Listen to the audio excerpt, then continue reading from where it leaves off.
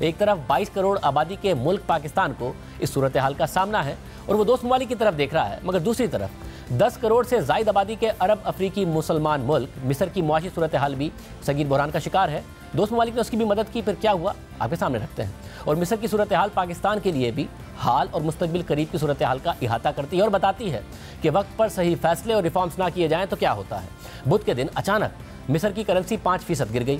मिस्र की करेंसी मिस्री पाउंड कहलाती है और मिस्री पाउंड एक साल में 40% से ज़ायद गिर चुका है। सिर्फ गुज़िश्ता 2 माह में 20% गिर चुका है, क्योंकि बुरी मुआशी सूरत हाल, इंतहा से ज़्यादा बुलंद महंगाई, ज़र मुबादला के गिरते ज़खायर और बुलंद बैरूनी कर्जे की वजह से मिस्र को गुज़िश्ता 8 सालों में बार बार IMF के पास जाना पड़ा। और इस बार भी 3 अरब डॉलर्स के बेल आउट पैकेज के बदले IMF ने मुतालबा किया कि मिस्र अपनी करेंसी कंट्रोल ना करे बल्कि मार्केट पर छोड़ दे। मगर मिस्र में भी अवाम की नज़र में मुस्तहकम करेंसी ही मजबूत मईशत की अलामत है, इसलिए मिस्री हुकूमत बार बार IMF से वादों के बावजूद अपनी करेंसी मार्केट पर छोड़ने में हिचकिचाने का शिकार रही है।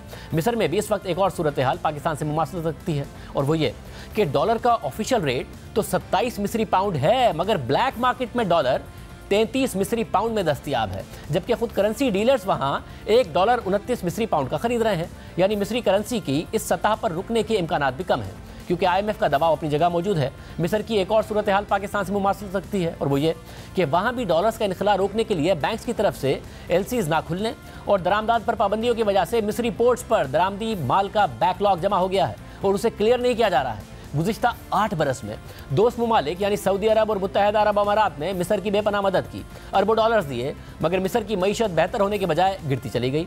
इमदाद में दिए गए पैसे ख़त्म होते चले गए। करंट अकाउंट खसारा इंतहाई बुलंद रहा है। मिस्री हुकूमत के रेवेन्यू का 40% से भी ज़ायद सूद की अदायगियों में चला जाता है। मिस्री फौज जो इक़्तिदार पर काबिज़ है, उसने रिफॉर्म्स करने के बजाय खर्चे जारी रखे। बड़े बड़े मेगा प्रोजेक्ट्स और रियल एस्टेट में सरमायाकारी जारी रही। महंगाई बढ़ती रही। 2019 में अवाम ने एहतजाज की कोशिश की तो 4000 अफराद को गिरफ्तार करके जेल में डाल दिया गया और एहतजाज को कुचल दिया गया, मगर मईशत की बेहतरी के लिए रिफॉर्म्स नहीं किए गए। फिर कैश इमदाद के बाद मिस्र के अरब दोस्त ममालिक ने सरमायाकारी के जरिए भी मदद करने की कोशिश की। इसमें मुत्तहिदा अरब अमारात की Abu Dhabi development holding company, जो कि अमारात का एक बड़ा वेल्थ फंड है, उसने मिस्र की लिस्टेड कंपनीज में 20 अरब डॉलर्स की सरमायाकारी का ऐलान किया ताकि मिस्र की मुआशी सूरत हाल बेहतर हो सके। फिर सऊदी अरब के पब्लिक इन्वेस्टमेंट फंड ने भी अगस्त में सऊदी मिस्र इन्वेस्टमेंट कंपनी लॉन्च की और उसने भी मिस्र के मुख्तलिफ बिजनेसेस में 1.3 अरब डॉलर्स के शेयर्स खरीदे। मगर ना तो सिर्फ इमदाद और बगैर मुआशी रिफॉर्म्स की किसी भी मुल्क की मईशत बेहतर हो सकती है और ना ही मिस्र की हो सकी। और मिस्र का बैरूनी कर्जा सिर्फ गुज़िश्ता 10 सालों में बढ़कर 3 गुना हो गया और 157 अरब डॉलर्स पर पहुंच गया। इसमें से 52 अरब डॉलर्स का कर्जा सिर्फ बैनुल-अक़वामी इदारों का है, जिसमें से 45% IMF का है। मिस्र के पास 33.5 अरब डॉलर्स के ज़र मुबादला के ज़खायर हैं, जिसमें से 28 अरब डॉलर्स की बैरूनी कर्जों की अदायगियाँ करनी है। रेटिंग एजेंसी मूडीज़ के मुताबिक मिस्र उन 5 ममालिक में शामिल है जिनके अपने बैरूनी कर्जे पर डिफ़ॉल्ट करने का इम्कान सबसे ज़्यादा है। मिस्र का बैरूनी कर्जा GDP का 35% है और इस सब में एक आम मिस्री शहरी की ज़िंदगी पिस कर रह गई है और महंगाई से उसकी कमर टूट गई है। जो रोटी 1 मिस्री पाउंड की आती थी वो अब 3 पाउंड की आती है। फ्रांस 24 के मुताबिक एक मिस्री शहरी रेहाब का कहना था कि मेरे शौहर माहाना 6000 मिस्री पाउंड यानी 242 डॉलर्स कमाते हैं। पहले ये पैसे 1 महीने चलते थे और अब 10 दिन चल पाते हैं, क्योंकि मिस्र अपनी ज़्यादातर ग़िज़ाई अशिया दरामद करता है, जिसमें गंदुम भी शामिल है। इसलिए मिस्री करेंसी के गिरने की वजह से महंगाई मुसलसल बढ़ रही है और अब दुकानों पर राशनिंग शुरू कर दी गई है और ख़रीदारों को अब उनकी मर्जी से ख़रीदारी के बजाय एक वक्त में 3 किलो चावल, 2 बोतल दूध और 1 बोतल खाने पकाने का तेल खरीदने की इजाज़त है। 2013 में जब मिस्र की फ़ौज दोबारा इक़्तिदार पर काबिज़ हुई तो सऊदी अरब ने भी भरपूर मदद की।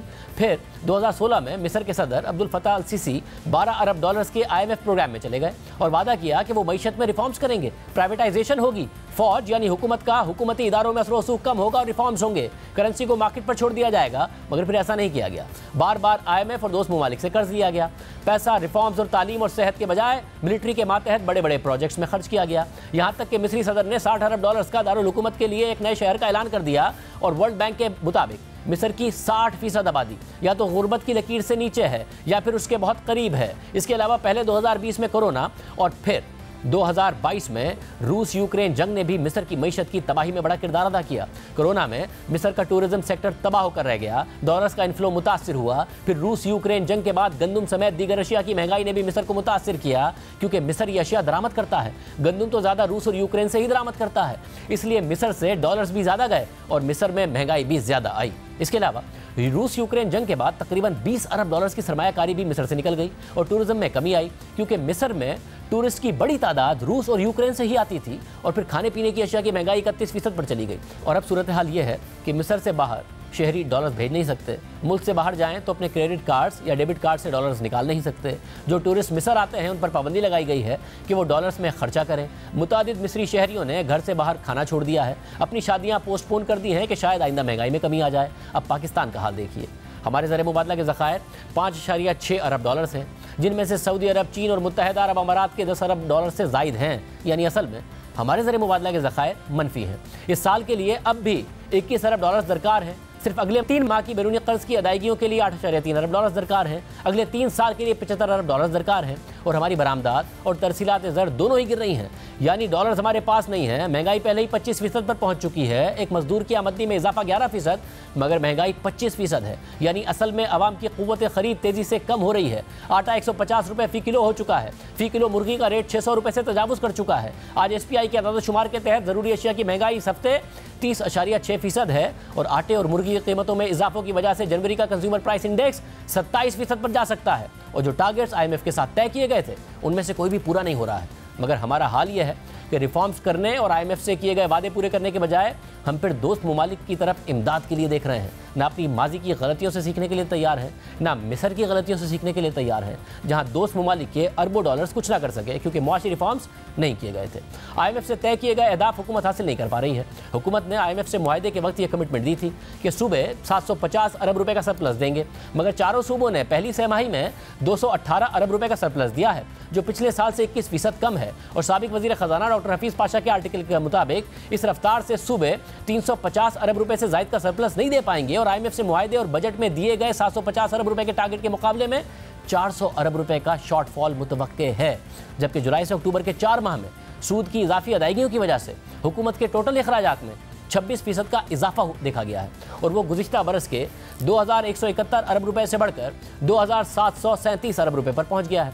हुकूमत ने IMF से सर्कुलर डेट कम करने के लिए जिस प्लान पर इत्तफाक किया उसमें भी 500 अरब रुपए का शॉर्टफॉल है। बिजली और गैस का सर्कुलर डेट मिलाकर 4000 अरब रुपए को तजावुज़ कर चुका है। जबकि शहबाज राना की खबर के मुताबिक वफाकी हुकूमत के इस माली साल के 5 माह में 2200 अरब रुपए के अखराजात सिर्फ दिफा और सूद की अदायगियों में हुए, जबकि सूबों के शेयर की अदायगी के बाद वफाकी हुकूमत की आमदनी महज 2040 अरब रुपए थी। यानी वफाकी हुकूमत की टोटल आमदनी से ज़्यादा तो सिर्फ 2 हेड्स में खर्चे हो गए हैं, क्योंकि वफाकी हुकूमत का कर्ज 50,000 अरब रुपए पर पहुंच चुका है और सूद की अदायगियों में 83% का इजाफा हो चुका है। और 5 माह में 1700 अरब रुपए सिर्फ सूद की अदायगियों में अदा किए गए, जो पिछले साल से 763 अरब रुपए ज़्यादा है। जबकि मिलिट्री की पेंशन और डेवलपमेंट प्रोग्राम के अलावा अखराजात 517 अरब रुपए रहे, जो गुज़िश्ता बरस से 28% ज़्यादा है। जबकि तरक्याती कामों पर सिर्फ 119 अरब रुपए खर्च हुए, जो गुज़िश्ता बरस से 53% कम है। ये 22 करोड़ के उस मुल्क का हाल है जो 75 साल में 22 IMF प्रोग्राम्स लेने के बावजूद अपनी सिर्फ दुरुस्त करने के लिए तैयार नहीं है।